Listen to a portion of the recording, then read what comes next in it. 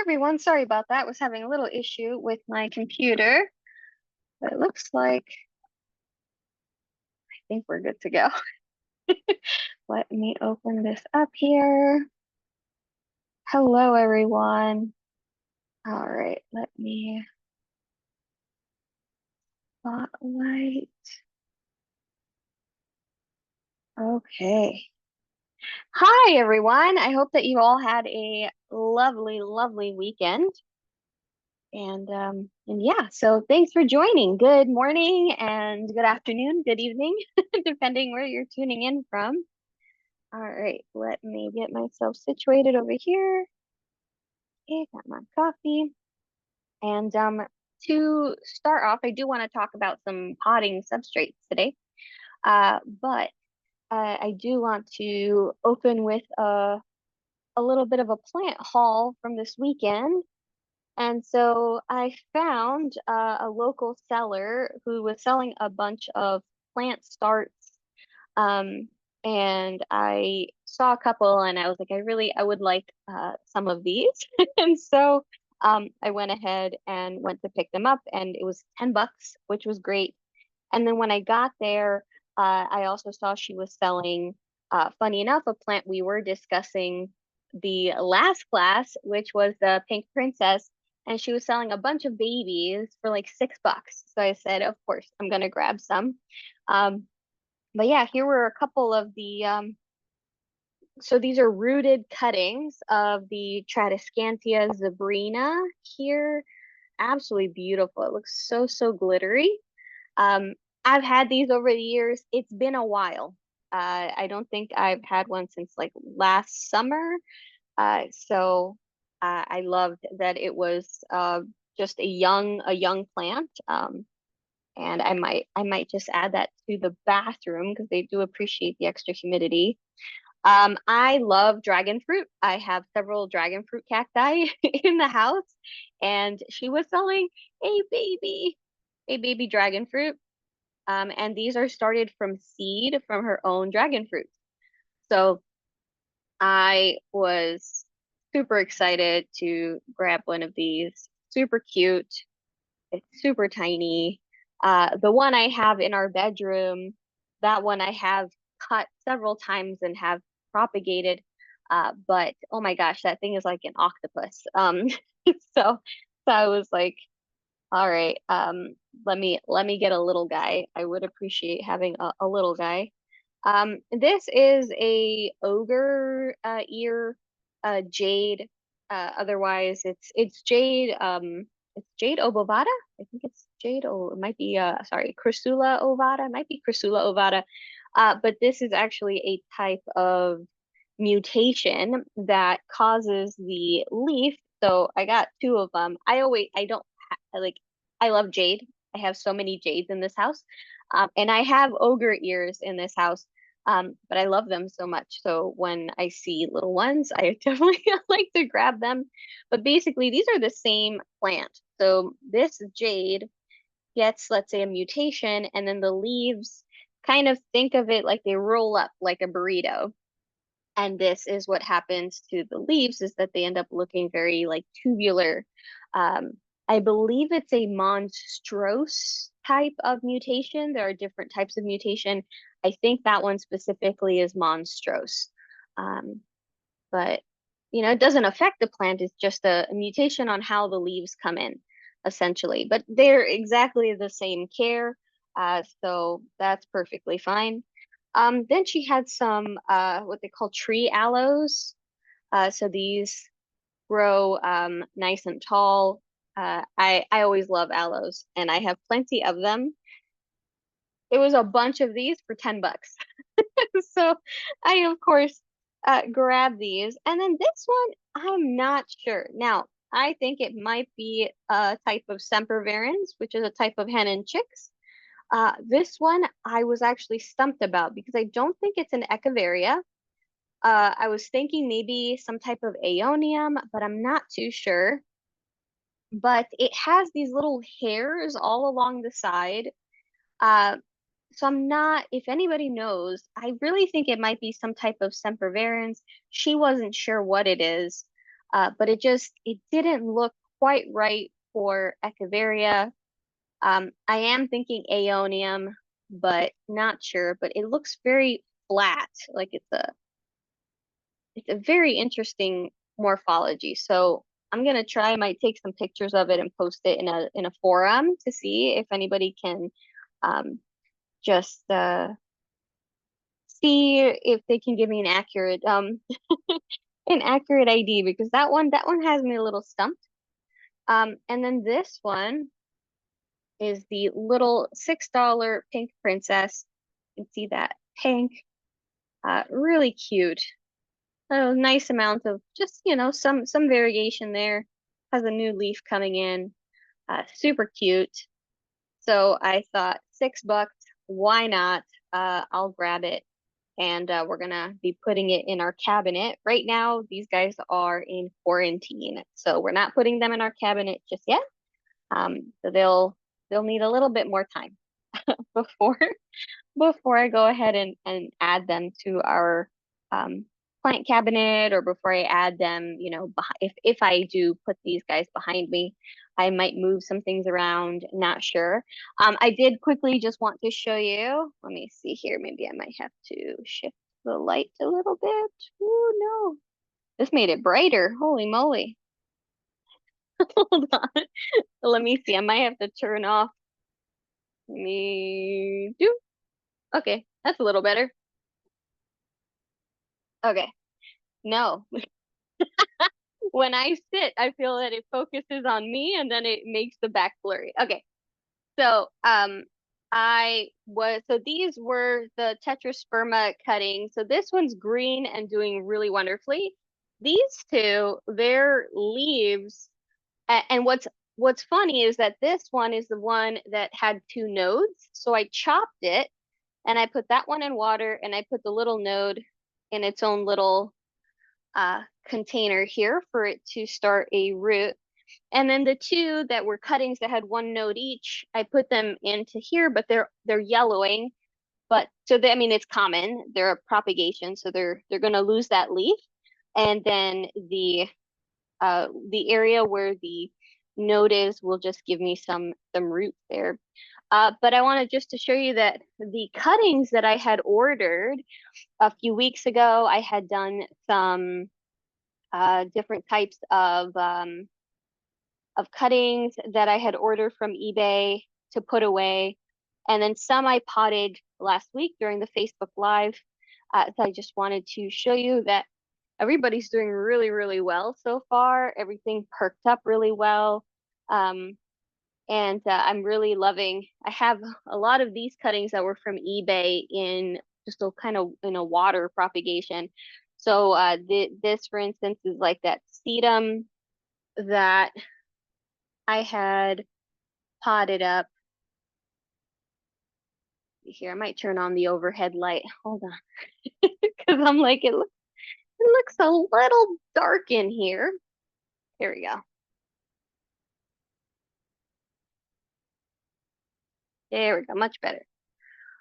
So yeah, so that sedum that I got from eBay.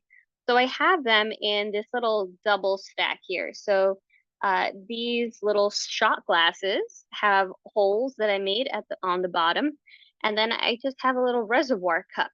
And so I just do this so that as I just keep the water level about here, and those roots just work their way through and they've been doing really wonderfully, especially sedum. They really want that moisture.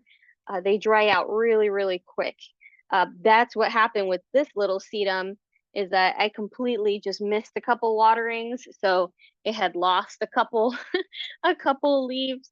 It did not look happy, but now it's starting to push out some more growth. So this one wasn't too happy. I have to stay on top of this guy. But the dragon's blood one that I planted up is doing really, really well here. And they really prefer that moisture. They perked right up. They're not as red as they were when I received them, but um they were probably very stressed. and and I think they were coming from California, so it was a whole different sun, situation. But I don't mind. I think they look super cool. This is that dragon's blood sedum, and which one did I want to show? No, these are all good. These are all good. And I think that was. Oh yeah, and this is that little burrow's tail that I potted up on Tuesday. And then for those of you who might have caught the live, uh, I have been quarantining. I've continued to quarantine these guys. And so these are the burro's tail. And I put them into this little reservoir because I gave them a really good watering. And they're doing wonderfully. So there's no yellowing, no dropping of any of the leaves. So they've been doing super, super well. So I might actually put them in my bedroom on a shelf, just like this, in this little reservoir thing, and just kind of let them continue to grow like crazy. And I really like this look, this whole like hanging, cascading look for succulent. So happy about these guys. These are doing super, super well. So yeah, I'm just gonna keep making sure that they're happy, and yeah, and then we'll be good to go. Here we go. But yeah, so that was a little update on what we worked on last week. So far so good. And yeah, and then some of the little plants that we picked up. I've certainly been on the lookout for cuttings. It's cutting season, and so any really good deals, I've been jumping and grabbing a few. And I think even later today, depending if the person is available, there's someone that's a few blocks away that might have some other cuttings as well. So I might check it out. But I really love that there are so many people in my neighborhood that yeah, that I have met and made connections with that do that. Yes, I do. I do have a lot of, yeah, I have some euphorbias behind me. I collect euphorbias. I love euphorbias. I think I only have two behind me right now. I have the Obessa somewhere here. Hold on. Obessa, where'd you go? Oh, I have an Obessa down here, that one that looks like a baseball there. And then I have this guy, and I forget this one.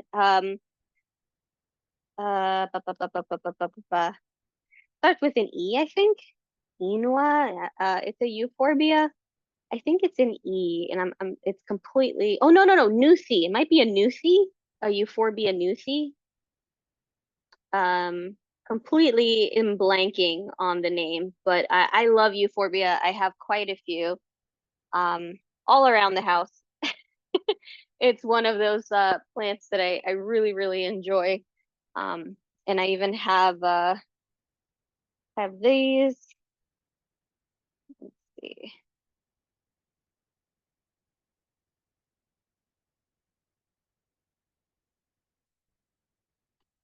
Yeah, I have these dragon bones that I really like.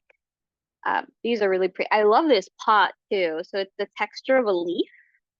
I think that's so beautiful. And I haven't found more of these. It came with the plant, but I would really like to see if they sell the pot separately because I would totally buy that. Um, and um, and get, yeah, a few more of these because I really like these. And then let me grab this last one just to show you. And then there's this Euphorbia chocolate chip. Look at this guy. Absolutely beautiful. Doing super well by my western window. I might separate them. I've been considering it for a couple months now, but maybe. If I do, I'll record it, or I'll put like I'll go on live if am gonna actually go through with it and separate them. Because right now I've just been considering it. So I haven't pulled the trigger on that one yet. Um, but yeah, but I collect. I have quite a few euphorbia. I collect also snake plants. So I have different types of snake plants, and um, yeah. Oh, and how about those in a clay pot? Do you mean putting the big euphorbia in a clay pot, or do you mean ones that are behind me? Oh, behind me. What are in the clay pots? I have a couple. This is a pine cone cactus. I think it's tephro cactus, I want to say. Tephro cactus. That is a monstrous mutation of a Peruvian apple cactus. And then this is, I always forget if it's pronounced cholla or jumping cholla. Is it cholla? I'm never sure. It's Cholla. But these, yeah, they pack quite a punch when you accidentally stab yourself with them. These are Dudleya. This is a Dudleya. And then this is a Madagascar palm, and I'm completely forgetting the scientific name. And then this is Sedum, Ursula, I think, yeah, Ursula? No, this might be an Echeveria, Crassula fulcata. Then these are a mix of Crassula. Oh yeah, this is a euphorbia. The Euphorbia medusa right here with all these little legs here. These her the snake hairs. Kalanchoe, Echeveria. I think this might also be an Echeveria. Echeveria. Yeah. And some more Crassulas. That is not a euphorbia. I think it's called Eve's Needle. Some Gasteria have Haworthias, quite a few Haworthias. That is an Ocotillo, I think it's pronounced. Um, I always forget what this one is called. It's this like start cereal with a C. They're called like the blue totem cactus. And yeah, and then a little ZZ plant that I got as a cutting, and it was just the stem. That was it. And so it's grown its little rhizome, its little potato, and all of these roots. So yeah, it's doing really, really well. Look how long, hold on here. You can see how long that root goes all the way to the bottom. Really wonderful. And it just started as a cutting, just with nothing. Um, and it's been in water for a couple months. It took a while before it even came out. Then there's some aeoniums. Um, this little aeonium, so this is a black aeonium, one of my favorites, and I got it in that eBay package. And it was super closed, like almost think like a closed rose. It has this really pretty green in the center. And slowly it's been opening up. So I'm really excited that it'll be opening up soon. They're seriously one of my favorite types of aeoniums. The only issue with aeoniums is they get really stressed when they're shipped and they bruise really easily. So like during the shipping process, they're being banged and the bottom leaves always get really, really messed up. Like you could see those. I didn't even want to pull them out because I didn't want to cause more stress to the plant. So I'm just kind of leaving them and they'll just dry up and wither. But yeah, they get super, super bruised and affected especially when handling or shipping, especially because if they're just being thrown around. Um, but yeah, I really, really like them, and I'm excited to see it open. But yeah, I think there's like 40 something pots behind me, but individual plants behind me. I did a count over the weekend, and so there's 54 individual plants because some of these have like more than one plant that I put in there, or they might be a little mix of plants like the Cursulas. Um, but yeah. Um, oh, and what's the mix for this? Oh, which one? Let me know which one. For these are all basically the same mix, unless you mean for the water propagation. And how did I root the ZZ? It's patience. Yeah. Oh, yeah, sure. I'll tell you both. Yeah, so with the ZZ, all you do is put it in a nice sunny spot. So it can be right under grow light, or it's by a window. Um, and all you have to do is, I prefer these types of bottles. So you want a bottle that's going to be narrow at the top, because you don't want these leaves or the whole stem to be submerged in water. It's going to rot. You want something like this where you can, this is even going to be a struggle for me to get out of this little thing. So probably don't wait until it gets that big. Might end up having to cut through this, but so I don't damage the rhizome. Um, but I've definitely kind of left it there and to just grow on its happy merry way. But basically you just plop it like that, just so that the bottom is touching the water, and that's it. What's down here is some pon. So this was a mix of pon. This pon, the lechusa pon, does have a little bit of slow release fertilizer in it. Um, and that's it. I didn't even fill the whole thing with pon. I just put a little bit at the bottom, and it's already made its way to that bottom. You can already see it's even holding on. The root hairs are holding on to a piece of pon that was floating, and it's already dug itself into there. So yeah, it's doing super well, and that's it really.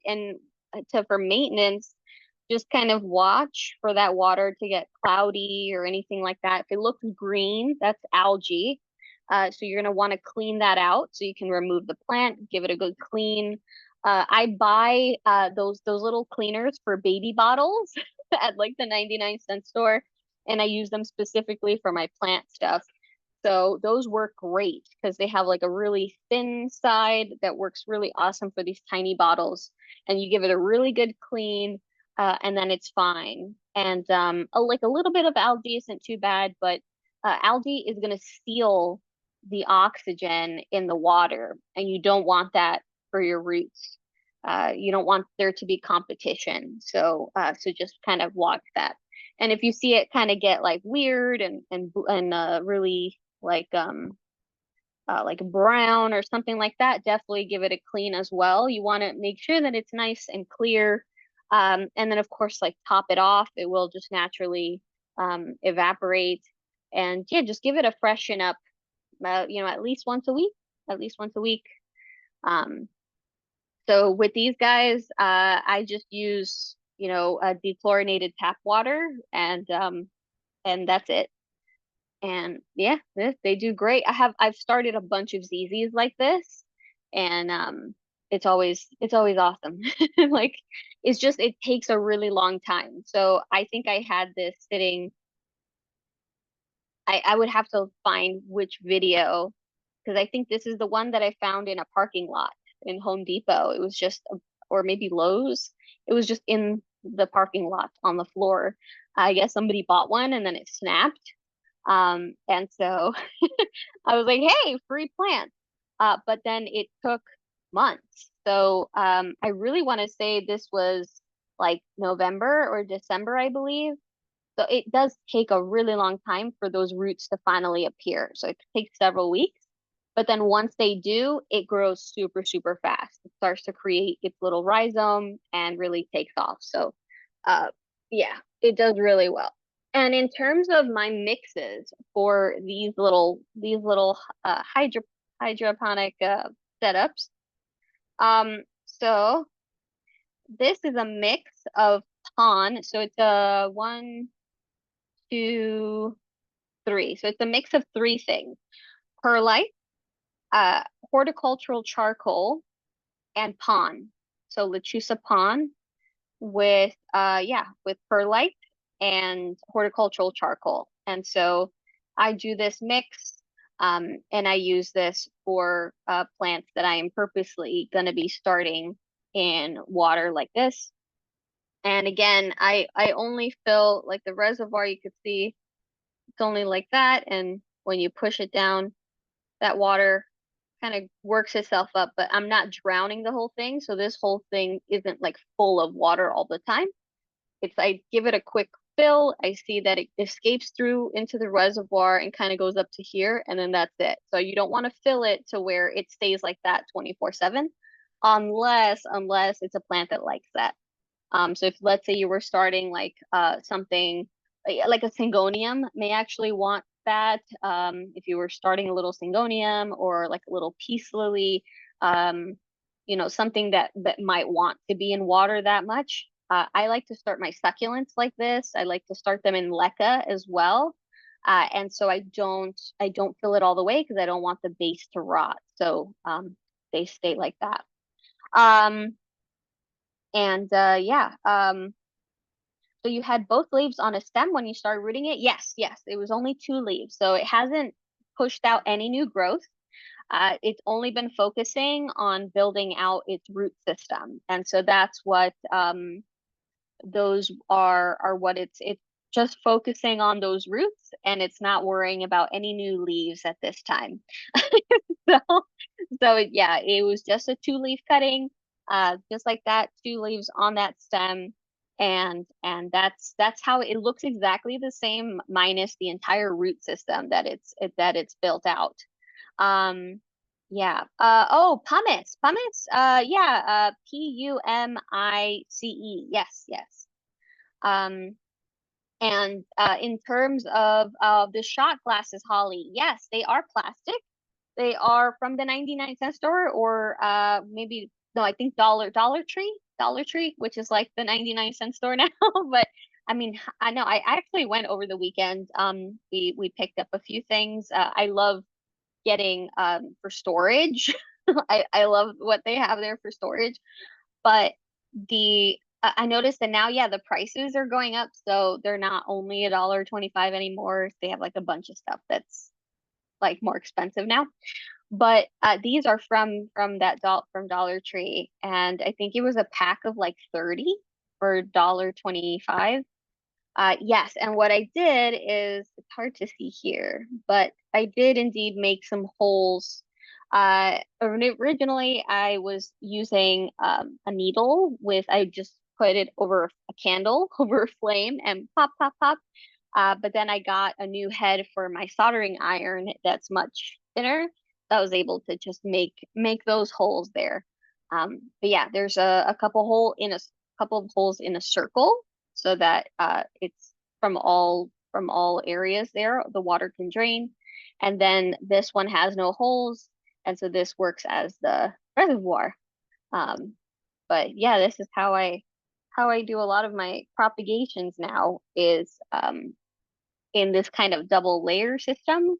It's just I was experimenting with it, and it did really well. And so a lot of the plants here, as you see, are new plants that are the new cuttings that I ordered from eBay because the other ones had rooted, and so then I put them into pots and stuff, and then I moved them into the bedroom. And so new round of succulents that I'm starting off. Yeah, in this mix. So, but yeah, they're doing really great. Um, and Holly, I've been thinking about cutting off the part of my aloe that hangs over. I was gonna wash it and juice it. Is that a safe possibility? Can you give some safe suggestions on to cut the plant? Okay. So if you're gonna cut your aloe, well, a couple of things about washing it and juicing it. You would have to actually cut the aloe and only collect the gel that's in the center. You do not want to grab the entire leaf and juice it. So I can explain. I'll actually grab this little tree aloe that's on my desk right now to show you. So basically, one, make sure that the species of aloe that you have is aloe vera, because there's a bunch of different species. But the worst that can happen is that your stomach is going to hurt. So it's not necessarily toxic, but it can make you feel like you took a laxative. And that's because see these leaves, when you slice them, like if you just were to slice them across, the edges have kind of a yellow tint to them, and they are full of these I'm not sure if they're resins, but they're this kind of chemical that's along the sides that can if ingested, it can be a purgative. So it can make you throw up. It can work in the other direction as well.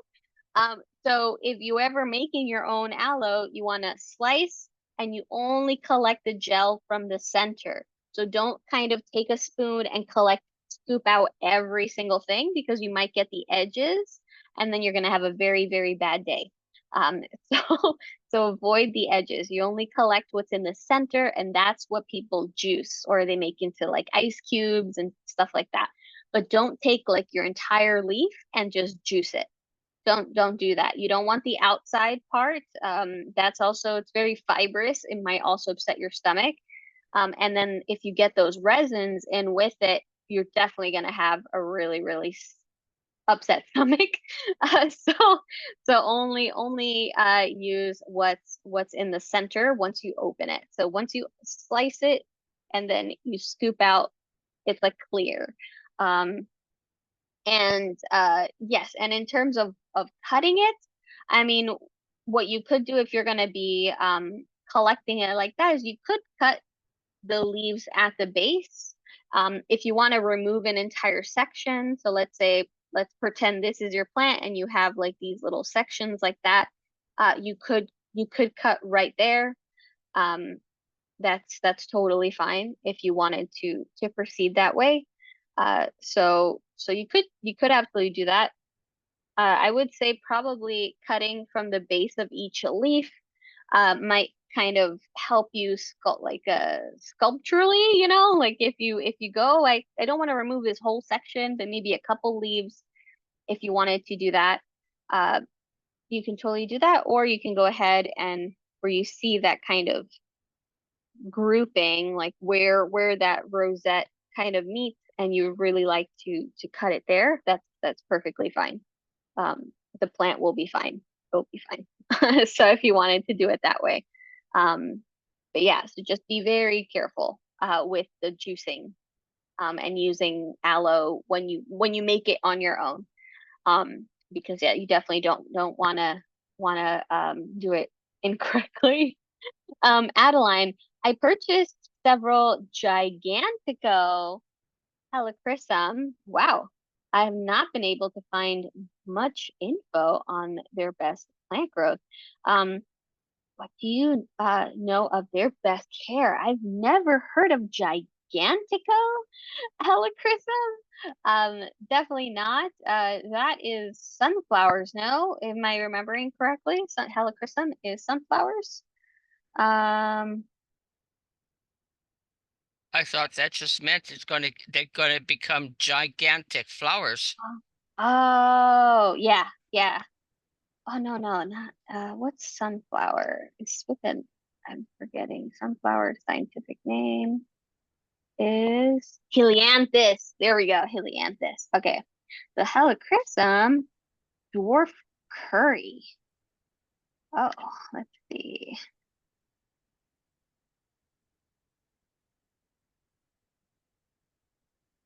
I feel like this is an herb I've heard about. I think. Oh yeah, there we go. It's used as an essential oil. Okay, that's why that sounds familiar. Um, okay. Giganto. Yeah, it's not even coming up for me under that name. Well, they said the other name is paper flower. Paper flower.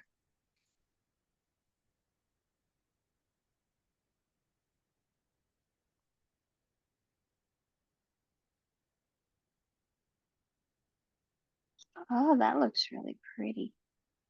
Um, let me see. Let me see if I can find which one. A to Z. Maybe this one. Or some-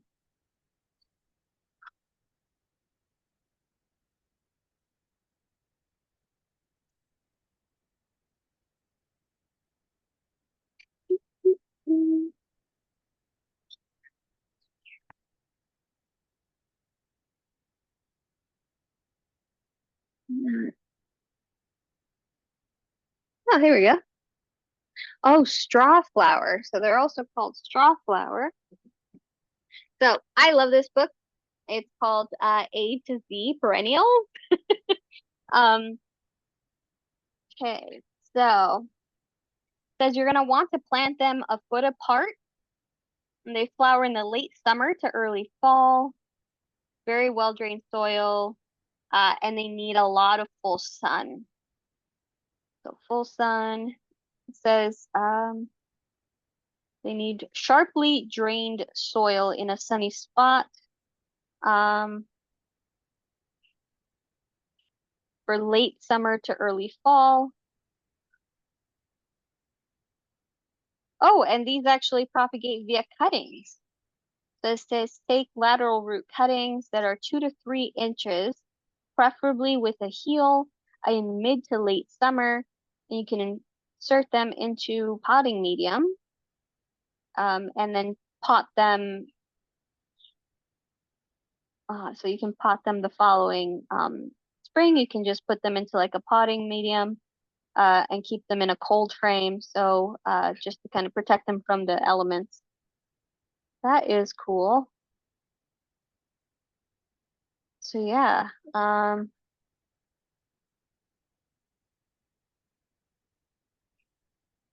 yeah, I haven't grown these personally. That's what it's saying. Just trying to see if there was anything else I missed in there. No. So Um, what kind of specific soil? yeah, so sharply draining. So definitely something if you do have a potting mix that you typically use, or if your soil tends to retain a lot of water, I would add something like perlite into your soil.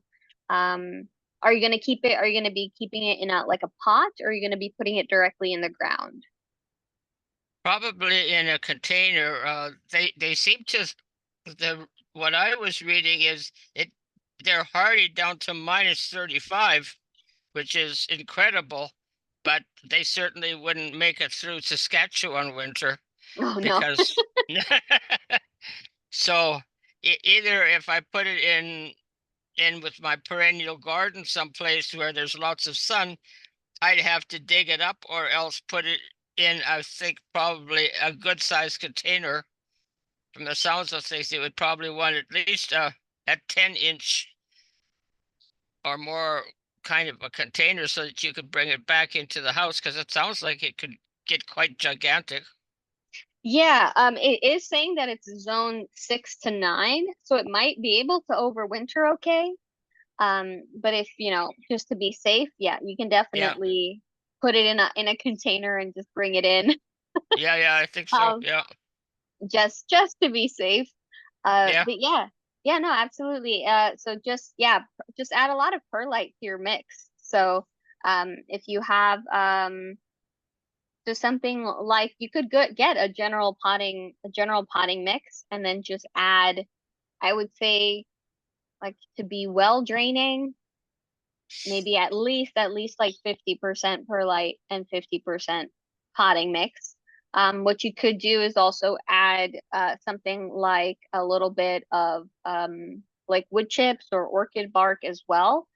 So that helps retain moisture, but it also adds a lot of kind of that texture to your soil, so that it Mhm. allows for more oxygen exchange. So it's a lot of really good drainage. So I would just say, yeah, just supplement with perlite. And it's asked for humus-rich soil, so uh, would it be good to give it some organic matter like Yeah, compost? yeah, compost and worm castings Hmm. work really well too.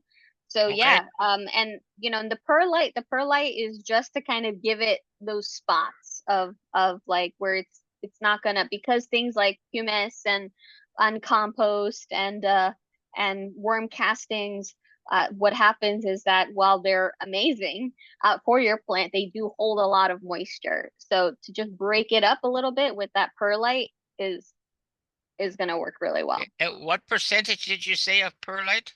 I would say 50-50. Oh, okay. Yeah, just to make at least a nice like well draining mix. Yeah. Because if you really use less than 50%, it's gonna retain moisture. Oh, Um, okay. yeah. Would adding a little bit of sand help? Yeah. Yeah. Oh, absolutely. Sure. Sand is a good additive. It's Yeah. good grit. Yeah. Okay, thank you. You're welcome. Oh, thank you, Holly. That's nice. Oh, and George was asking the name of the vendor. Um, were you asking the name of the vendor of the plant you purchased? Um, oh, yeah, he might have been asking the name of the vendor. So if you happen to know who sold, where'd you purchase the helichrysum, or if it says on the pot or the I think or the what's it called? If you got the seed packets or if you have the pot, um the grower. So George is just asking, yeah, where you picked that up from. Um, all right. So I do want to talk more about mixes. So I do have a little presentation here. Boom, boom, boom, boom, boom. If I can pull it up, let's see here.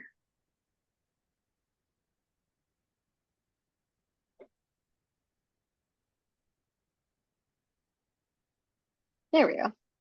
I hear Julia just in the background going peekaboo. So if you hear her, that is who is currently um, singing in the background. Yeah, I always have people when I'm on the phone and they're asking, is there a child in the in the house or what's happening in the background? Because yeah, she'll be going off.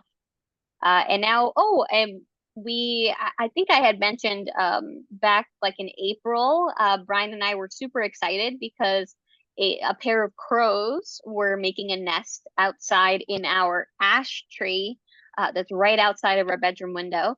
And it was in full view. So like I could open my eyes, turn my head on my pillow, and have a perfect shot of the crows. And so I was super, super excited. And we just watched them fledge, which is awesome. And yeah, Julia um, has been mimicking them. And so but she doesn't make the exact crow noise. So um, she just, yeah, she just kind of makes like a really funny kind of growl in an attempt to copy the the crows. So if you hear that, it's because of that. I'm actually going to be making a video. They drop some feathers, the crows, and they're kind of gnarled. There was a lot of rain, so these poor feathers look horrific. But I really want to keep them as a memory of these fledglings. So there's four fledged.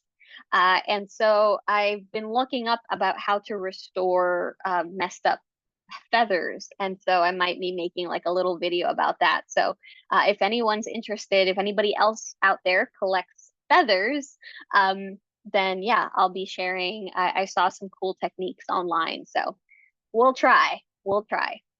But all right, let's get started here. Super quick, a little run through about these potting mixes. But welcome again, everyone.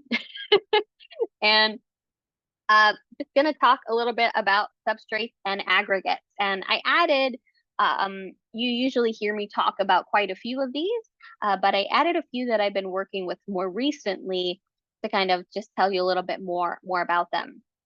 And so, firstly, a reminder, all plants are different. So just as we were talking about with helichrysum, right? So all plants are different. So some are going to prefer more moisture in their mixes. Others they need more aeration. They really need that oxygen in their root systems, or else they will just suffocate. Now there are plants that are built to withstand the kind of stresses that come in a very low oxygenated, kind of stagnant type of environment, and they're perfectly fine. They don't mind sitting in inert kind of substrate because that's just how they evolved, right? That's just how they grow. Um, that's perfectly fine for them. And then if you try though to take another plant that does not live in that type of environment and use that type of mix, you end up with root rot. So always just kind of ask these questions when you take on these plants is, okay, what kind of substrate does my plant prefer? And don't always trust the substrate that it comes with, especially if you're purchasing directly from a nursery or like a big box store. And the reason for this is that a lot of these plants as starters, when they're babies, they need more moisture. And so their mixes tend to be a mix of things like peat with cocoa coir. Um, these tend to be these brown mixes that one retain a lot of moisture, but also when they do dry, you might notice that they become hydrophobic. They kind of get rock hard, and they then the water just rolls right off. It doesn't even break through anymore. So this type of substrate is not helpful to the plant as it gets bigger and it matures.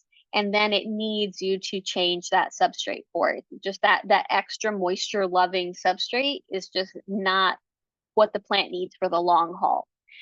So just keep that in mind.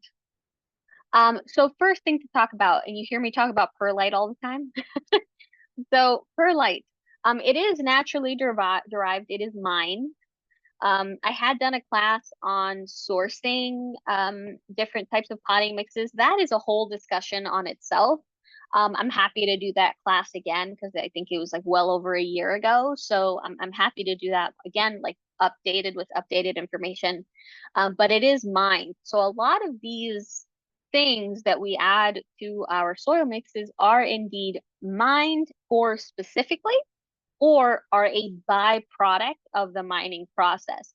So where other things are being mined, and then this just happens to come up as well, and people realize that it was helpful not only for potting soil, but also for other types of things, for like filtration systems, um, for like mixing into different types, like some different types of clays and things, even used in building materials.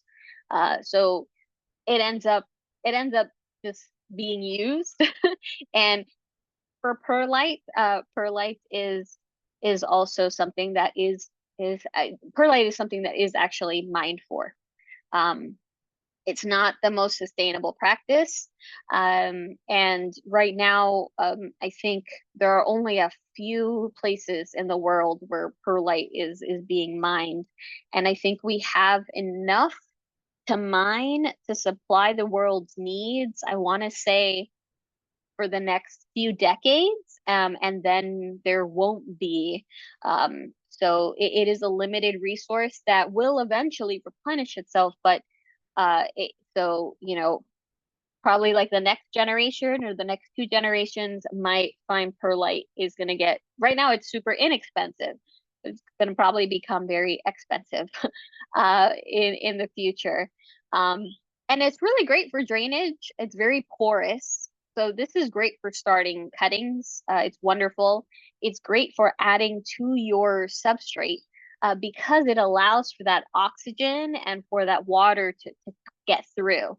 And it's also very lightweight, so it's not adding a substantial amount of density to your pots. Now, there's good and bad for it being so light. Well, one bad thing is that if you are watering, especially top watering, you might notice that it all kind of flows up to the top.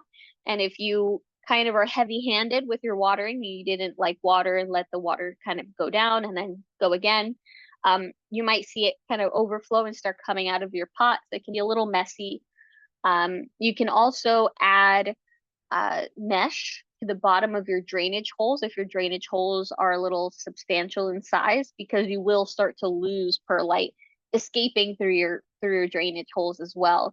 So if you want to really hold it in your mix, uh, then you can kind of mitigate that with those meshes that you can add. You can buy that mesh really cheaply, and it's very inexpensive, and you can just cut the sides. So it's really, really easy to work with. It also doesn't mess with your pH, which is always a great thing. So it remains neutral.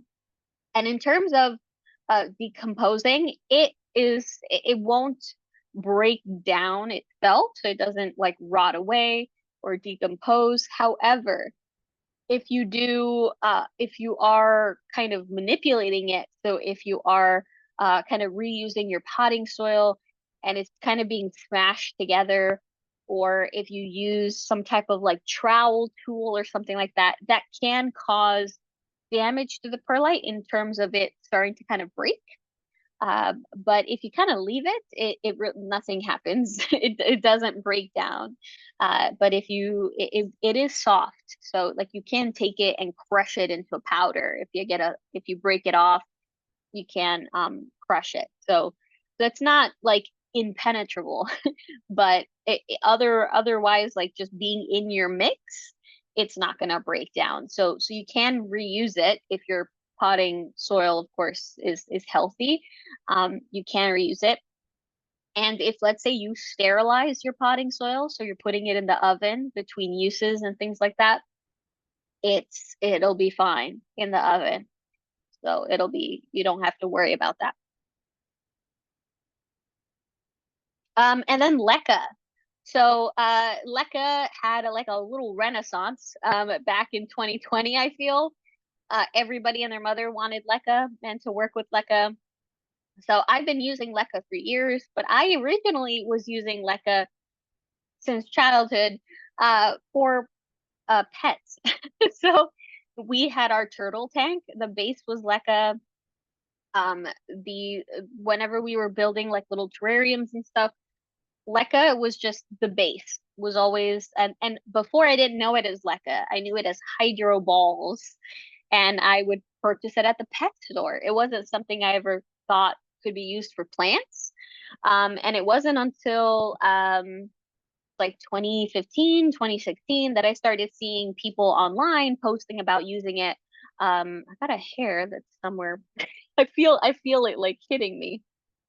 Here we go. Um, and yeah, so I started seeing people posting about it, and I thought, wow, this is really neat. I definitely want to try this for some plants. And I started putting plants in leca, my cuttings, and I fell in love. I really loved it. And then leading up into the pandemic, it became very popular. It's a very like low maintenance type of substrate to work with. And it worked with such a wide variety of plants, especially a lot of aeroids. So things like philodendrons and monstera and pothos, scindapsus. Um, they love it. They grow really, really well. Hoya as well grows super well in leca, anthuriums as well. So just to name a few, quite a few plants like it. And so people kind of fell in love, and I totally understand, because I did too. And I did also experiment with propagating on it, because I was really trying to propagate. I was getting really into succulents around like 2015, 2016. And I was really, really getting into succulents. And I wanted to make more. I wanted to propagate them. And if I had a fallen leaf, or I was, working on with a jade and I accidentally snapped a leaf off or something, I really wanted to continue growing them. And so I was trying with soil. And I had a very low percentage because I was doing it wrong. I was saturating all of the soil. I wasn't just keeping like that first top layer kind of moist. I was kind of just bottom watering the whole thing, and I didn't realize that I was just adding too much moisture to the mix. Um, but then so I started, I said, you know what, I'm gonna experiment and I'm gonna use leca. And I did.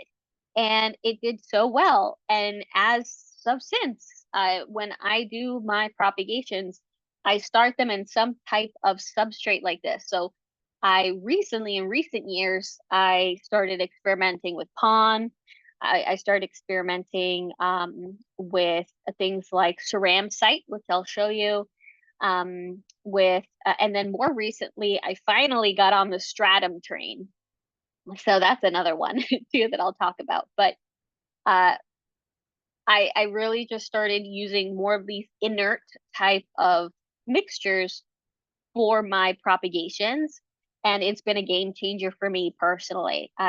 I just love it. I love it. I start off everything I have in these types of mixtures, either leca or pon.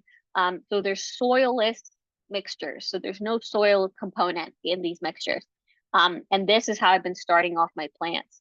Um, and it's been great. I really, it gives me such a higher percentage of success, much lower possibility of root rot. And so yeah, so I highly recommend it if you want to experiment, try that. But yeah, these are also naturally derived. The clay, so it's not so unlike pumice, which is kind of excavated out. This clay is actually fired. So it is they add heat to it, kind of like a big oven, like a kiln. And then this makes these little perfect little spheres, all, in different sizes. And you can purchase them in different sizes. You can get very small pieces, big pieces, or a mix. I like the mix. I definitely like the mix because then it just adds for more oxygen because they're not so perfect that they really kind of overlap and like lock in. So I definitely appreciate when um, it has different sizes. They're great for drainage. So they're much more, they're very, very porous, super, super porous. So I would say they're even better for drainage than like perlite. Just it's bigger. The only downside is it is heavier. So so that's something to contend with. It is heavier, so it does add to that like overall density and weight to your pot. And so if that's not what you're looking for, perlite is probably the best bet. If you're looking like as an additive, so to use it as an aggregate, something that you're adding to your potting mix that has like soil, or something like a cocoa coir or something like that.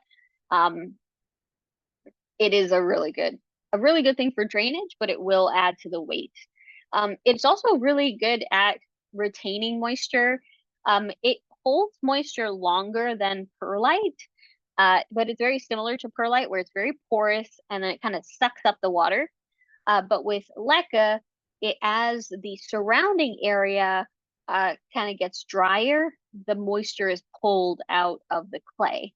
And it's basically the same concept as terracotta. So terracotta will wick the moisture away from the substrate. Like when you have your plants in a clay pot, it'll wick some of that extra moisture away. And then as the substrate starts to dry, it starts to kind of re-release that moisture into the substrate. Um, it's also neutral, so you don't have to worry about it making your substrate more acidic or more alkaline. You don't, that just is not an issue.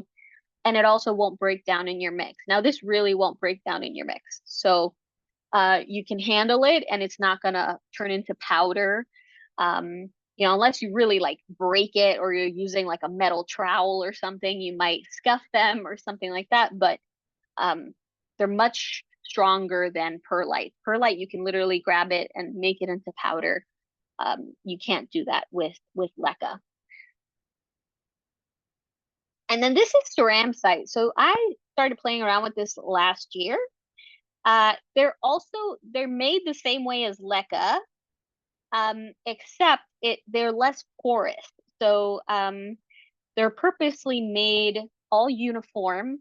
And they use like different dyes and things like that to make these really pretty colors that you can get. I bought this specific type that's all different colors because I wanted to play around with it and I thought it looked really nice. I'm currently growing a few things in it. I have, I think, even the tetrasperma. Yeah, the tetrasperma is in ceramsite. So I have the same one that is in the picture. But long term, I have a Monstera subpinnata growing in ceramsite, and I have some of my cuttings in the kitchen. So that are a philodendron. I have like philodendron, Hartley philodendron, the Brazil, some jade scindapsus, some golden pothos, uh, Cebu blue, and I'm trying to think what the other one was. I think it's also another type of scindapsus. Yeah, it's a regular silver scindapsus. Um, yeah, they're all in ceramsite and they have been since I purchased it last year. So they've been working great. It's been wonderful. The only thing is that they're just not as porous, and so this is great for um, something like these keeping plants in water full time. I think it's been working great. It gives them something to cling on to. Um, and it's not like smooth like glass. It is has a roughness to it. So the plants are able to really grip to it. So I do like that for anchorage. Um, and they do generate some really good roots in the ceramsite. But the only thing is I wouldn't put this into my soil mix. Um, One, it's really pretty. I just feel like there's so many other things and it's more expensive, right? So, um, it's still inexpensive, but it's more expensive than let's say perlite or leca. So I would, if I'm going to be adding something to my soil, I would rather use one or the of the other two versus this. This I would say just purely for if you're going to have some plants that are growing in water full time and you kind of want to play around with it a little bit and maybe add some color too, because especially if your containers are clear, this is a really cool thing to explore and experiment with. I really like it. I haven't really, the only downside is just that it's not as porous. So it is somewhat porous, but not as porous as regular leca. They do add like some type of coloring to it, and it seems like it, they coat it. They coat it with like a finer um kind of clay that just it doesn't you there's no visible holes in it. And so while it does uptake water and releases it's not as porous as leca. But yeah, aesthetically, really nice. And you can buy them in different colors. So if you only want the yellow, you only want the blue or the pink or the green, orange, totally fine. I got these that were the mix, and I love using them. But I've solely been using them in things that are in, you know, 24/7 water. So that's what they've been in. Oh, and here's just an example of some starts that I had done an experiment. These guys are a little idiolated because I left them in there for a really long time because I just wanted to see how they grew. But these were some of the experiments that I had done, like I think 2017, 2018, where I had put like these specifically, I mean, that I had actually taken pictures of. But these, yeah, this was all leca, and I would just put my leaves on here, and they would just start to grow. And then I would put a dome over it, which was a plastic bowl that I also bought at a 99-cent store. And I would just put it over it, and it was like a little hothouse, a little greenhouse. And all I would do is when the leca would turn pale, I would take a squeeze bottle and give it a good fill up, just a a good rinse there, and get that water level just under the surface of the leca, and then I would just leave it like that. And they did super, super well. A lot of these I put into pots. Um, some I gave away. But yeah, they were doing really wonderfully. Now I was keeping these under like a plant shelf right up against the window, so that's why a lot of these got inulated, so they got stretched because they weren't in the best lighting situation. But I didn't want to put them in direct sunlight because they were tiny little plantlets. Um, and yeah, I just kind of let them grow into like a little forest under that bowl, and I really loved it like that. And that's how I've been planting a lot of my cuttings. Now, I also I kind of individualize them, but I still do love the bowl method with this. This is a ceramic saucer for a plant. Still love that. So I have a lot of burrowtail leaves, and so I might actually be doing a whole other round of this, and I'm gonna actually try to document it so that I can show how quickly they start to emerge because it's super, super neat. Um, Orchid bark. So also naturally derived, but this is usually a byproduct of the lumber industry. And so a lot of these are coniferous tree bark. And so this is like pines, like fir trees. And so these can be slightly acidic, but they're great for drainage. I mean, orchids, you can keep them just in orchid bark, and they do really wonderfully. A lot of in terms of epiphytic orchids, because there are terrestrial orchids that grow in this in like soil. So definitely don't put them in orchid bark. But for things like Phalaenopsis, Vanda orchid, things like that, you can totally put them in orchid bark. But I like to also use this to add to my mixes, which are mostly, I add them mostly to mixes that are for epiphytic type of cacti. So, like rickrack cactus, fernleaf cactus, dragon fruit, ripsalis, schlumbergias, which are the holiday cactus, the Christmas cactus, and the Thanksgiving cactus. Um, so I really like to use orchid bark in my mixes. So I use the base of like a succulent soil mix. I add things like perlite. I add leca, and then I add other things too. A little bit of worm castings. I might add some horticultural charcoal, just a little bit, and then I like to add some orchid bark chips because one, they start to break down in the soil. They do decompose, but it also is like builds up some of that organic matter in your mix. And if you're trying to create like also a little ecosystem in your pots, it's really a wonderful way, like something that will feed like springtails and things that will be eating any kind of developing mold or anything like that, or out competing fungus gnats. So it's kind of giving them some food as well. And it does hold some moisture, so I wouldn't use them for like cacti that are like desert type of cacti. You don't want to add that. Cacti that are growing more so in those really nutrient deficient areas, you don't want to be supplementing with a lot of like nitrogen based fertilizers or a lot of organic material because they're not used to uptaking that much nutrition. So it can actually shock your plant. Some fertilizers can actually end up burning your plant that way, in terms of these types of specific plants.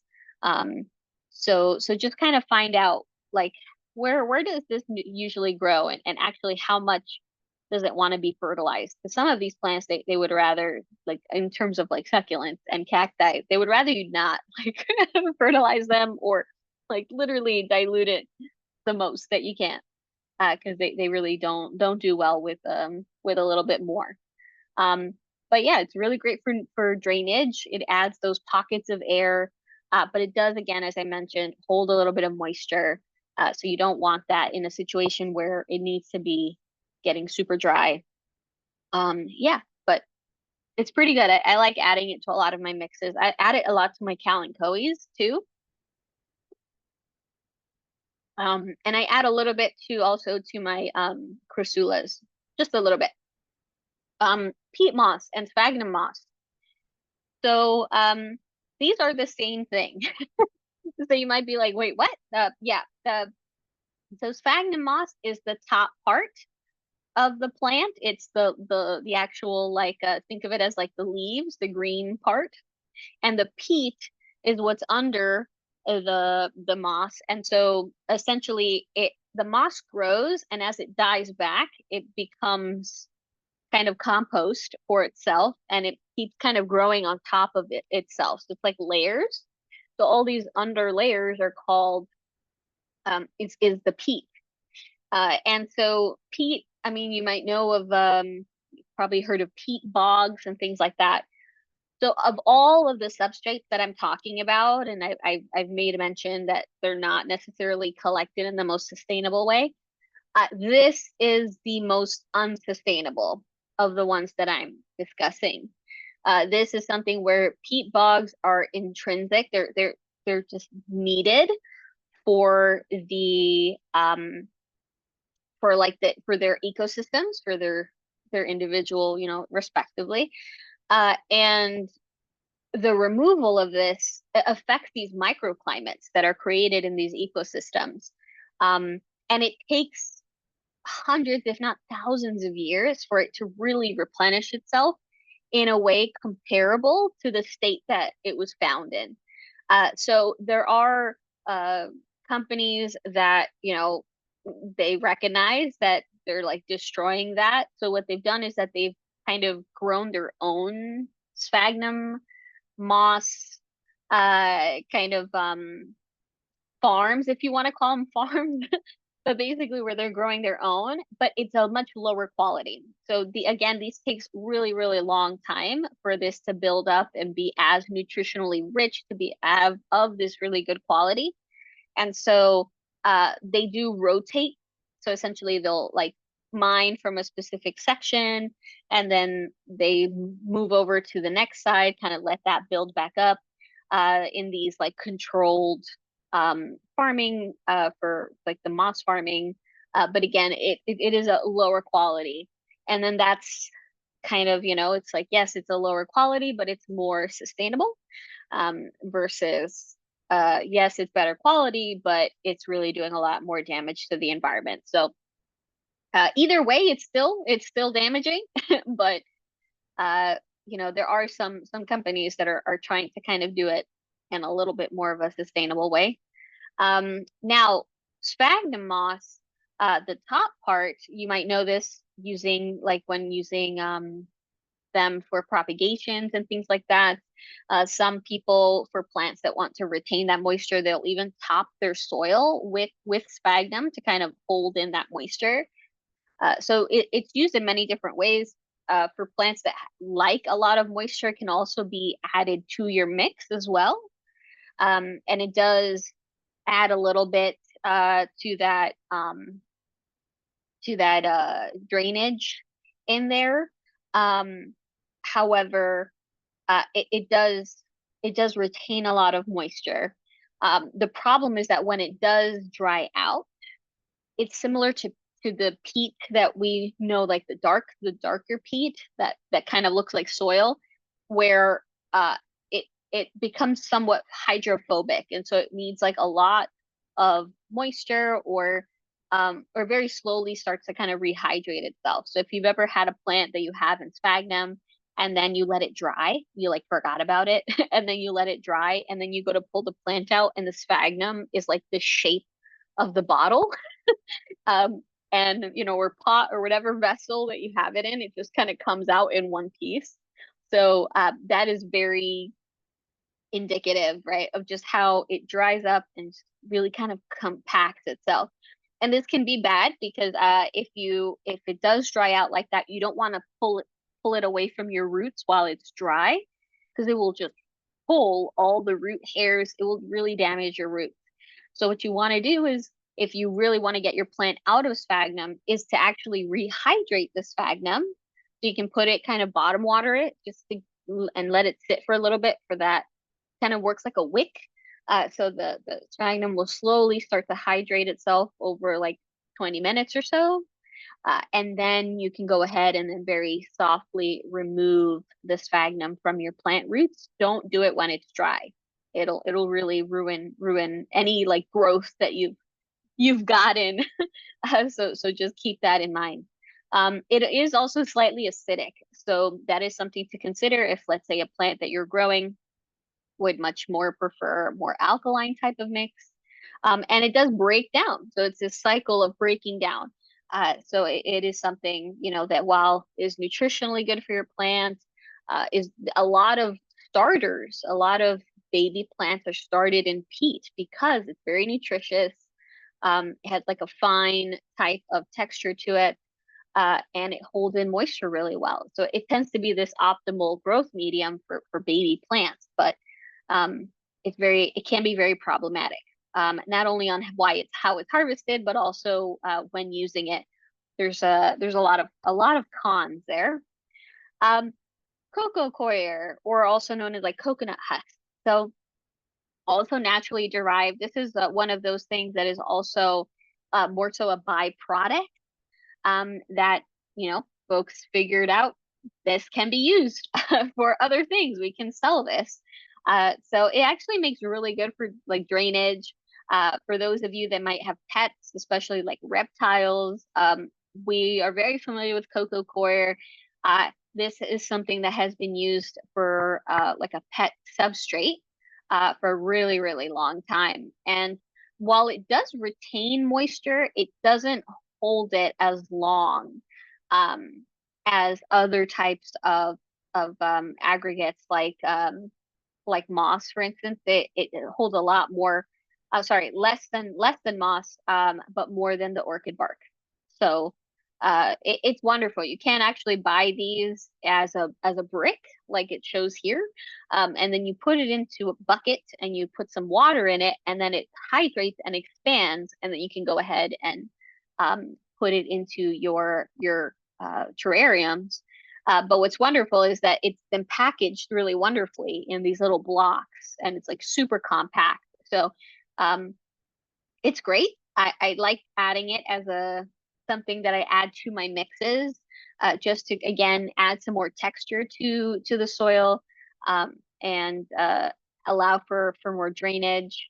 And but it will also break down. So it's something again that will feed your plants over time. And then horticultural charcoal. So this is something really good to add to your mixes. I didn't always add them. I use them in my terrariums because I was taught that when you create your drainage layer of, let's say, leca, you put um, charcoal on top of it. And this was because it works as a natural, like a filter. And it was good for like beneficial bacteria and springtails and other type of like decomposers. But it wasn't until a few years ago that I really thought about, oh wow, like I can actually add this to my mixes. And this would probably be really good for them. um, but yeah, it it's really good again if you're wanting to build those ecosystems in your pots. Um, and so if you have springtails, if you especially plants that stay moist for longer periods of time, I would definitely recommend having horticultural charcoal in your mix. It will break down over time. And this is something I add to all of my plants. So when I'm doing a mix, so if I'm potting up a plant, I will just add some horticultural charcoal. It's now just the standard. It's something that I just add to my mixes. Um, it's just something I've added. The same with worm castings, and it all comes down to just the amount. So, uh, with like worm castings or horticultural charcoal is I will use less worm castings, let's say on like a succulent type of plant.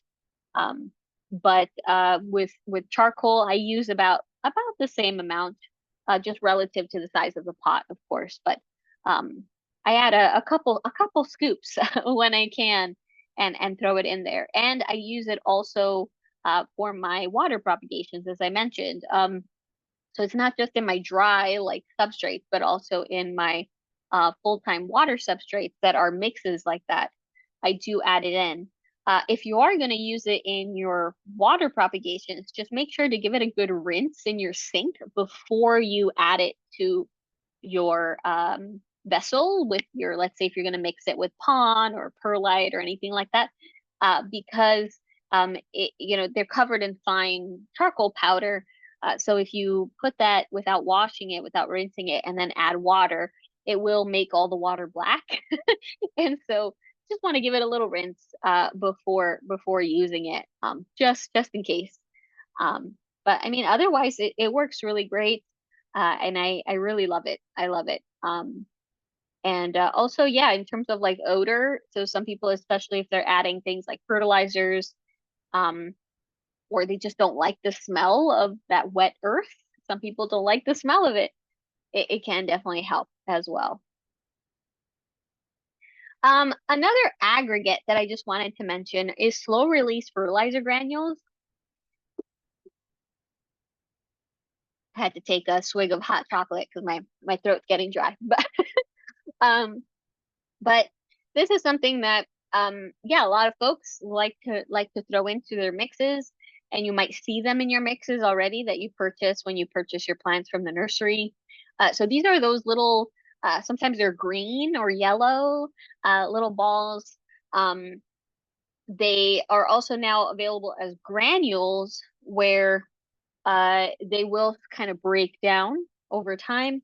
And so they're made more of they're more of like an organic type versus others that are made with like plastic or resins that they don't break down ever. They maybe don't have enough fertilizer in them anymore, but they always stay that little, like that size and look exactly the same forever.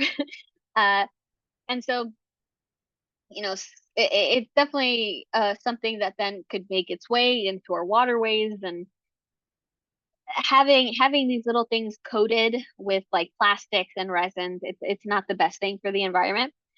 So I've been seeing a big push now for just these granules that are resin and plastic free and will just break down over time, and are perfectly safe. The only things that to keep in mind is one, um, they can make your soil much more acidic. So again, if your plants like to stay more neutral, or a plant it's a plant that prefers more alkaline soil, you're probably gonna not want to use these types of slow release. And then one big thing of note is just the amount. So a pinch is honestly a really good amount.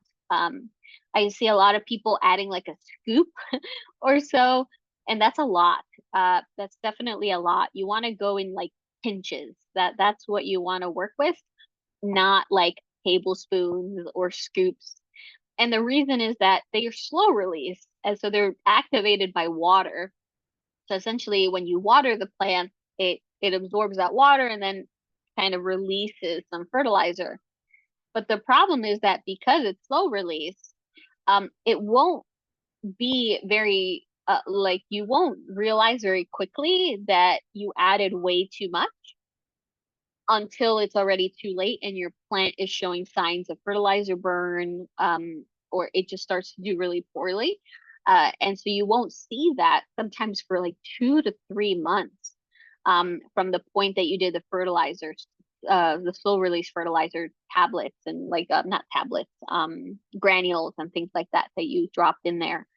There are little tablets and there's also like little sticks that you can add, things like that. So, but specifically with the granules, it's just some people can get very heavy-handed with them. And that's the problem, is that you don't realize that you were heavy-handed until you start to see the problems. So less is more, just really tiny, like a little thing. Try in pinches. Um, and I would just recommend that if you really want to do these.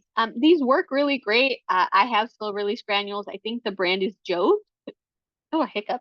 Sorry. I think Job's is the brand, and they're the granules that don't have the plastics or the resins. They just naturally break down. And again, it's just a pinch. It's a pinch. I haven't used it fairly recently, but now it's the growing season, so um, I need to repot some of my foliage, like the foliage plants, like philodendrons and stuff. So I might add a pinch to kind of help them during the growing season. But otherwise, I prefer to use more gentle types of fertilizers. So like worm castings. I use a lot of fish water as well. We have goldfish, we have guppies. And so I like using that much more gentle. And as I mentioned, worm castings. So also naturally derived, this worm castings are literally worm poop. So, very similar in terms of nutrition, like compost. I mean, compost, you know, a lot of that is worm castings, especially if it's done through like vermiculture, through like using the worms to break down the organic matter to make the compost. So, um, yeah, it's wonderful. It's very it doesn't smell. It just smells like soil. So I know when you think like, oh my gosh, but it's the worm's frass, like it's, but no, it smells literally like soil. And it breaks down and it feeds your plant over time. Now it is very rich, so it does hold a lot of moisture. So just keep that in mind. So that's why you don't want to add that much to plants that don't want that. But I add it to everything. So even my little plants, but again, those also it's like a pinch, a little bit. You don't want to be heavy-handed with that. And then diatomaceous earth. So some of you might not be familiar with it, but it's this powder. It's actually made of fossilized diatoms. It's very rich in silica, and it's basically this powder. It's used for a bunch of different things for like filtration and all that jazz. But it's also really great for mitigating pests. So thankfully, I have not had any issues with like fungus gnats. In gosh, a while. But when I did, this is when I found out about diatomaceous earth. And so this is something you can place on top of your soil because it will get kind of when you water it, when you water your plant and it gets wet, kind of deactivates it. It gets very like mushy, and it also will kind of escape through the drainage holes. So it's not as effective anymore. So you want to make sure you're kind of replenishing it on top. But if you have any issues with fungus gnats, this is great. It's non-toxic. The only thing to be careful is if you have asthma, is when you open the bag, don't open it like a bag of chips. So don't go poof and open it because you're going to get a plume of smoke, essentially, of this really fine, think of it like flour, right? It's just going to poof. And they're very sharp. So it can really agitate your throat or your nasal passages. And if you have asthma, you don't want to deal with that. So I have asthma, so when I open it, you just open it very, very slowly. That's it. That's like the biggest con, other than having to kind of top it off when it gets wet. But really, it's really inexpensive. I still have the same bag that I've had, I think, for like what, 5 years, maybe more. So, um, so yeah, it lasts a really long time. And it's something that can also be used for other types of pests. So, like ants, you can put them by your windowsill so ants can't get in. For folks that have issues with other types of pests, they can also be put like behind furniture, on top of furniture, like on top of cupboards, things in the kitchen. Um, and you don't have to worry if your pets or even a small child were to touch the powder and put the powder in their mouth. It's completely non-toxic, so you don't have to worry about that. Um, but yeah, it's wonderful, especially for fungus gnats if you have a problem with that. And then the you've been hearing me say pon, and this is what pon is. So it's this it itself is a mix. It's an aggregate of a bunch of different types of like lava rock, pumice, zeolite, and a bit of slow release fertilizer.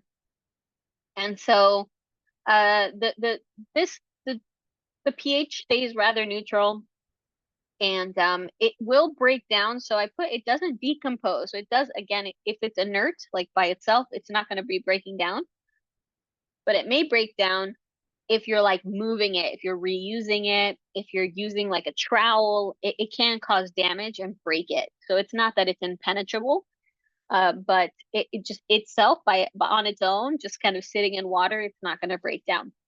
Um, and yeah, it's really good for drainage. Like I have seen people kind of add it to their mixes, but I mean, the purpose is really it's used for hydroponics. So similar to ceramsite, it's not something that I would add to my soil mixes.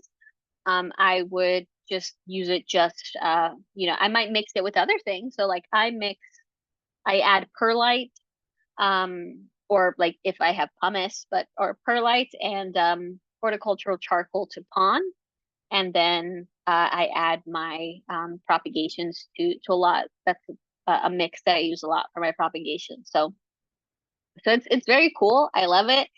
I have some plants that are solely in pond. Um, I have like my Hoya, Cereogenensis. Um, I have a small snake plant that's actually been in Hoya in Hoya in pond like since it was a cutting. Um, so yeah, and Brian has quite a few plants. I think he has his Florida Beauty is in pond.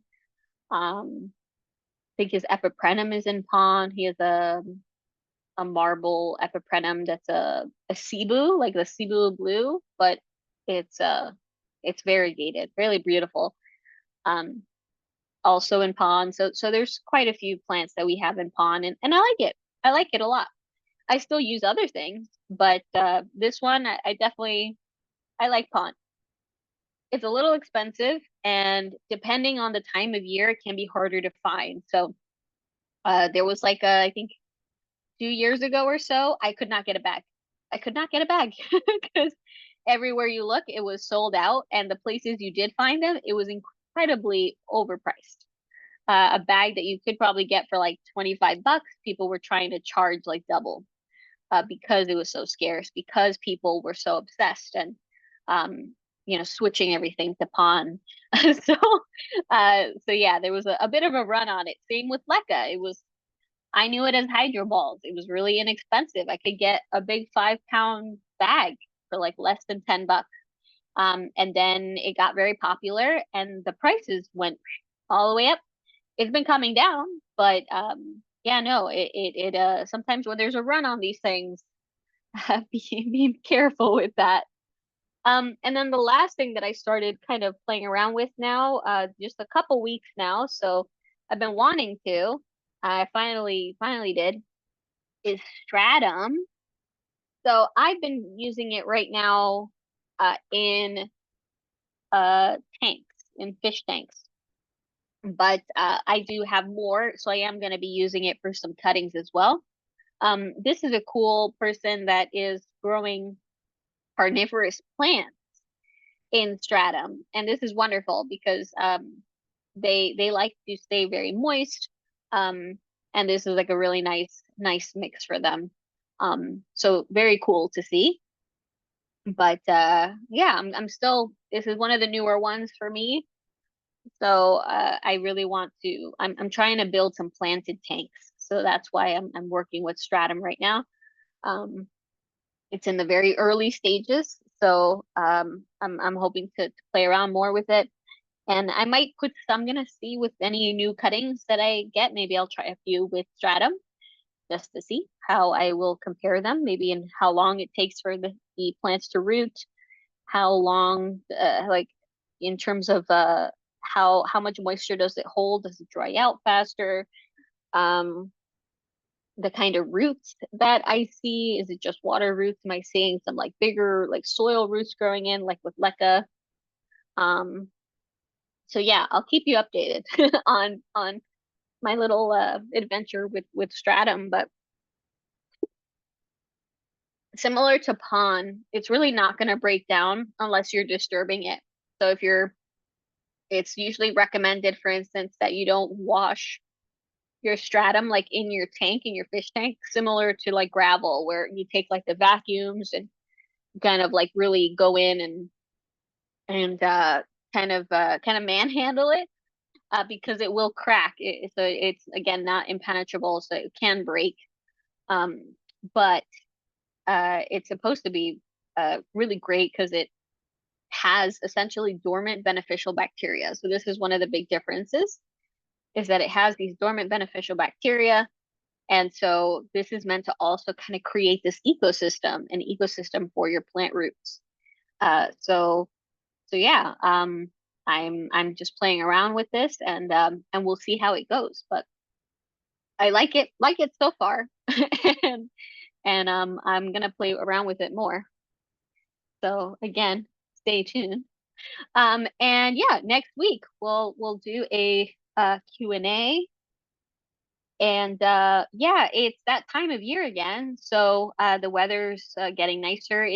We've had some hot days, so always check the weather before shipping anything out. But if you do want to swap cuttings or anything, connect with other members of our community and kind of share cuttings between you. I have created this Google sheet where people can put what they're offering and like the state that they live in or the country, so that other people can connect with you in case they wanted to swap, and you wanted to trade some plants with them. So check that out, and yeah, and see if maybe you have someone near you that would like to share some plants with you. Also, again, I'm keeping my houseplant classes free, of course, but the tip is always appreciated. Then I can get more hot chocolate. So always appreciated. But yeah, so that's my Venmo. Um, Also, my Patreon has been live. I haven't really been adding anything to it, but now that I have a lot more time, the plan is I'm in the middle of filming some things actually. And so I'm hoping to start posting up some really cool videos. And yeah, I hope that you'll check them out, and I'll add like more things to the Patreon. And so certain videos like that are going to be on YouTube that are going to be long format. For like my patrons, they're going to get like first access, and I'm also going to start offering certain like live streams and things like that that will be available for my patrons. I'm also going to be live streaming on Facebook and stuff, of course, but um, I'm going to do some stuff for Patreon. So yeah, check that out, and keep an eye out for that. I also have this Amazon shopping list of different things that I have purchased and used for my own plants. These are not affiliate links, so I'm not getting anything from these, but feel free to check it out. And if you have certain things that you use and you really love, let me know, and I'm happy to add them to the list. I think it is set where you can add things to this list, like it's not a private list.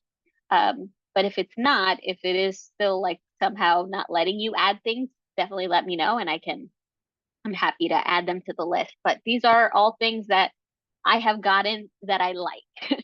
And so I posted them in there because they work really wonderfully. So I definitely want folks to be able to see what it is that I'm grabbing.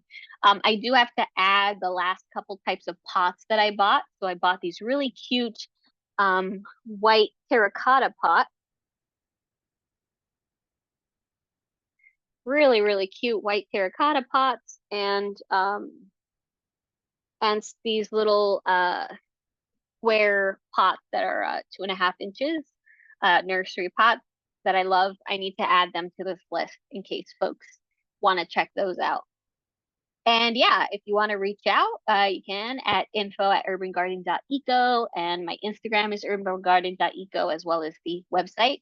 And the website's going to be getting a big overhaul in the next few weeks. So there's going to be a bunch of new resources, and I'm really excited. There's a lot of stuff coming. So it's happening, guys. It's happening. So yeah, um, it's It's gonna be awesome. Let me stop the share right here so I can look at your comment and answer any questions. Um, Here we go.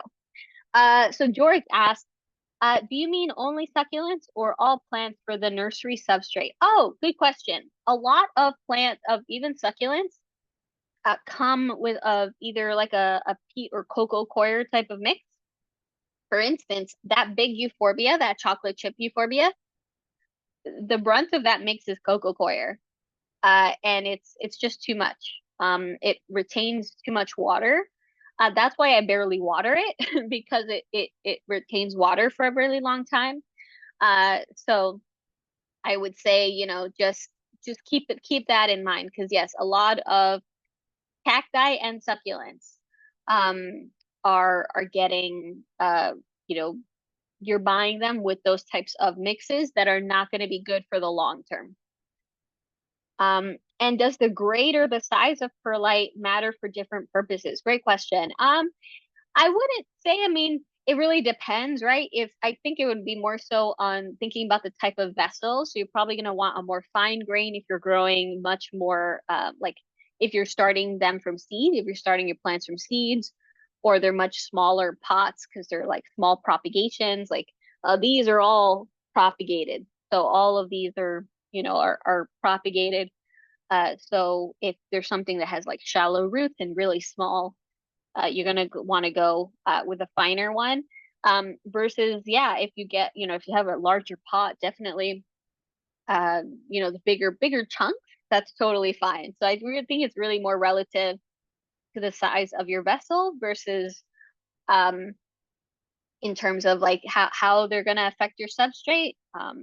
No, it's really more so about, yeah, the size of the size of the vessel relative to to the perlite itself. Um, And Brenda says, just empty some patio planters. Great info to help me decide what to put in them. We'll review this class on the recorded info. Ah, awesome. Um, Ceramsite, the third one I left for a while. The second one is Leca. Yeah. So it was Leca and then Ceramsite was the third one. Um, and so then that's the Ceramsite. So yeah, it's basically made the same way as Leca, except it's like coated. It seems to be coated. So it really lacks the porosity of Leca. Like with Leca, you can actually see the hole. With the ceramsite, while it is porous, technically it does take up a lot of water. It holds water, releases it. It just lacks that level of porosity. And what's the difference between living sphagnum and dried sphagnum? I saw both on a demonstration table at the Los Angeles International Fern Society show and sale. Oh yeah, I mean a lot of differences. With the live sphagnum moss, it does a much better job at retaining moisture because it is a living organism and you're going to want to be watering it to keep it alive. And so it really locks in that moisture really well. I have been using different types of mosses. I'm starting to work with them for my isopod terrariums because it locks in, it's growing, so it's also supplying food to my isopods, but then it also locks in that moisture because I create a moisture gradient. So isopods, they can't completely dry out, but they want a dry area and a wet area. So I have it's like a wet area on one side and gradually gets drier so they can hydroregulate. So if they're like, okay, I need to go to this dry side, great. If they're dehydrated, they can go right back to the wet side. And so having live moss is much better uh, because it's going to retain that moisture more efficiently versus the sphagnum moss, which is the dead sphagnum moss, which is what I used to use. Um, while it does hold moisture much less, it dries out much faster than the live. That definitely dries out much faster. Um, and then it's much more kind of inert. It also has a tendency, it can mold. Um, So with the live sphagnum moss, there's more of an actual ecosystem in it. There's actual creatures. There's like springtails and things that are usually already living in it, and that's going to mitigate other like issues like fungus. That as an inert thing, like a dead thing, it unless you like purposely have it in there, yeah, it doesn't work as well. And recommendation to buy affordable lava rock. I would say, Amazon. Amazon. And then zeolite. So zeolite, I have seen it sold separately on Amazon. And there are some sellers as well online, but I can't remember who. But it is something you can buy separately if you wanted to like buy it isolated. Um, and from my understanding, zeolite is like an aggregate of different it it's this type of mineral. It's a type of mineral. Um, yeah, I believe it's a type there might be two different types of mineral that are compounded. Um, but yeah, I believe it's a mineral. Oh yeah, you're very welcome, Diane. Oh, and how can I say this QR code if I'm currently using my phone? Yeah, sure. Well, the recording will definitely go up, and I'm happy that I think the QR codes are posted in the Facebook group as well. I think they're pinned. But yeah, you can absolutely or I'm happy to send it to you. I'm also happy to send it to you if you'd like. Yeah, you're very welcome, Lisa. Um, and Iris, what is the best substrate for string of pearls? I have not been able to maintain this plant. Whew, yeah. I've only recently had success with my string of pearls, and that one is a mix of it was a succulent soil base with granite. I put granite chips, leca, a little bit of perlite and horticultural charcoal, um, and I didn't put any wood chips. So it was a very chunky type of mix. Um, and what I do is that I let it completely dry out and then I drench it. I drown the plant, like I give it a good bottom watering, and then I just let it completely dry out. So that's how I've been able to keep it happy. But yeah, it's a difficult one. The best change, I tried keeping it here. I've tried keeping it in my in the bedroom in the southeast window. It wasn't until I put it right up against a western window that it's been doing great. My string of pearls. So light is very important, and then making sure that yeah that substrate isn't going to stay wet for a really long time, and that you let it dry between watering. So don't water if it's still damp. Hope that helps. Oh yes, and what are the three substrates in those double decker shot glasses? Yeah, absolutely. So it is the pon, so it's Lechusa pon, which is that mix of lava rock, zeolite, it's a slow release fertilizer, and I'm forgetting the other one. It's lava rock, zeolite, slow release fertilizer. Is it pumice? Completely forgot what the other thing is. But if you buy pon, it's all right. It's the mix. It's the right mix. Um, and then I add horticultural charcoal to it, the black pieces there, and then perlite. So those are those whiter, big, chunky pieces that are kind of in between. So I kind of put them all together, and just give it a good mix. Um, and yeah, that's my mix there. But yeah, so it's a three-part mix, but the pon itself is a mix. So it ends up, and I think pon is a mix of four things, right? So yeah, it's like a six-part mix, but it works really well. Works really, really well. So I would say, try it out. Try it out. Um, I'm actually thinking about maybe also later on kind of making like these little mixes myself and then just kind of selling them as little kits for folks. So if you don't want to buy like a giant bag of pon, you can just buy for your respective projects in smaller amounts. So yeah, so that I might do that. And yeah, oh yes, yeah, sure, definitely. Yeah, yeah, yeah, we can. I can totally send codes and things like that, and then what I'll do is I'll add them to the reminder email as well if people want to check that out.